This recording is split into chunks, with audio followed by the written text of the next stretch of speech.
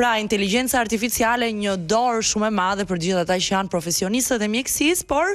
nga ana tjetër, po dëmton pacientët, sepse kemi të dhëna shqetësuese si 230 milion njerëz mbar botën që përdorin ChatGPT për t'u vetkuruar, për të kërkuar përgjigje për konditat e tyre, situatat e tyre. Si e shpjegon këtë? Unë mund të them që AI-a ose inteligjenca artificiale jo më kot ka kaq shumë sukses sepse arrin me të vërtetë të zvendësojë në shumë pika trurin emocional të njeriut. Pra, zgjidhjet e shumë problemeve, qoftë psikologjike, qoftë dhënien e diagnozave mjekësore, qoftë zgjidhje të problemeve dhe teknike që mund të kemi çdo ditë në shtëpi, AI-a i bën në bazë të fakteve, pa emocione dhe në mënyrë shumë të strukturuar, gjë që ti kalon shumë fish shpejtësinë e trurit të njeriut. Kjo është dhe favori që ndonjëherë dhe ne si njerëz kemi atë humanitetin, por jemi vetë pengese për parimit pikërisht për hir të gjitha këtyre elementeve njerëzore organike që ka truri jon. Prandaj dhe e mirë kuptoj, duke filluar një nga personi im që e përdorim GPT-n ose çdo formë të AI-s e përdorim rregullisht. Rreziku në këtë pikë është në rast të parë është vartësia. Shumë njerëz kanë filluar që të mos mendojnë më për asnjë gjë, mos kenë më kreativitet dhe për çdo gjë pyesin GPT-n. Pra, problemi është që njeriu fillon të stopojë të menduarin e vet individual, të pavarur dhe t'ia lë si detyrë patjetër GPT-s, duke bërë që GPT-ja pastaj të ketë, nëse është në duart e atyre njerëzve që edhe manipulojnë me informacionin, të ketë akses të gjitha të dhënat e tua, të japi qoftë në ana mjekësore, por edhe në drejtime të tjera, në blerje, në investime të tjera, të japi sugjerime që i vënë përmbar institucioneve të caktuara. Pra, kemi shumë të bëjmë këtu me një vartësi sa psikologjike dhe mund ta quajmë një budallallëpsia të popullatës në momentin që vendimarrjen ja lën për shumë gjëra të rëndësishme dhe GPT-s. Dhe nga ana mjekësore, mos ta harrojmë që i ekzistojnë të dyja ekstremet. Shumë pacient, duke pyetur GPT-n kam këto shqetësime, çfarë duhet bëj tani? Ndonjëherë ato të dhëna, sepse GPT-ja punon ose AI-ja punon në bazë të dhënave që ti i jep. Pra pacienti me syrin e tij jo mjekësor i jep disa të dhëna që mund të duket si të jetë po quajmë një grip i zakonshëm, dhe në fund të ditës një rënje madhe peshësh, një anoreksi, një zbeje në fytyrë që ai nuk i referon të gjitha këto të dhëna, mund të fshehej, meqense temën e kemi kancer, mund të fshehej edhe një kancer të fshehur dhe pacienti pret muaj me radhë derisa të shfaqen shenjat shumë të qarta të një kanceri, dhe në këtë rast është neglizhenca. Pra, pacienti pyet GPT-n dhe rrezikon ndonjëherë me të vërtetë dhe jetën sepse bazohet në fjalët e GPT-s që nuk ka asgjë problematike. Dhe e kundërta,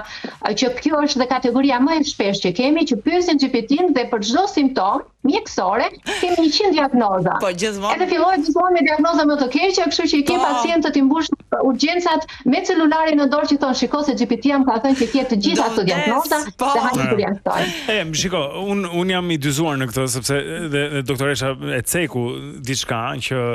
varet se si ja kërkon. Pra varet se sa i aftë je që t'ja kërkosh. Jo çdo kush mund bëj një pyetje të duhur, edhe të shtjelluar ashtu siç duhet. Sepse nëse të kuptova qartë, doktoresh, the gjithashtu që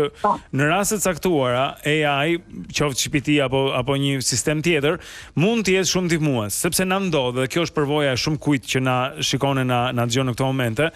që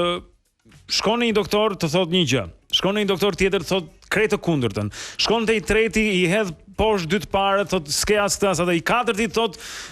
më keq akoma ose më ndryshe akoma. Kështu që edhe shumë njerëz e kanë pasur të nuk dim ku të shkojmë, thonë se çdo doktor më jep një diagnozë tjetër, më hedh poshtë atë të mëparshmen etj. AI ka baza krahasuese më të thella se sa një mjek i vetëm apo dy mjek. Edhe mund të shtjellojë shumë studime që janë bërë edhe në kontinente të tjera, edhe në raste të miliona raste të pacientëve, dhe ka një bazë krahasuese të mirë, po them. Nëse përdoret nga një mjek, pra nëse një mjek është i hapur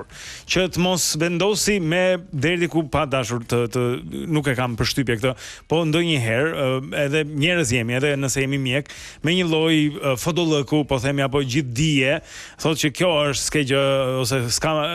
a do të ishte mirë që mjeku ta vinte në përdorim AI-n kur nuk është i sigurt që të marrë një këndvështrim tjetër, të bëjë një pyetje shkencore, po themi, apo të kualifikuar? Do të jap një përgjigje shumë të sinqertë Blerti, sepse duhet të qesha kur mendojmë që në ana profesionale është e pamundshme që unë të pyes GPT-n për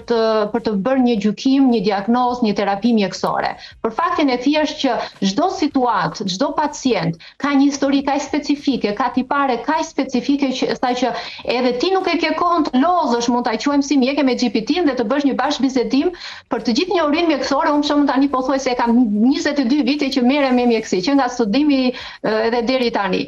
Pra 22 vite mjekësi nuk mundet kurse si GPT-a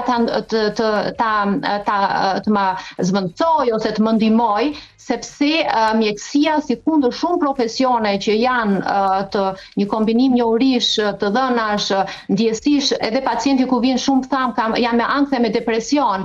dhe nuk kemi nevojë për GPT-n për të vënë diagnoza që janë më se të dukshme që në momentin që pacienti të futet në dhomën e vizitës.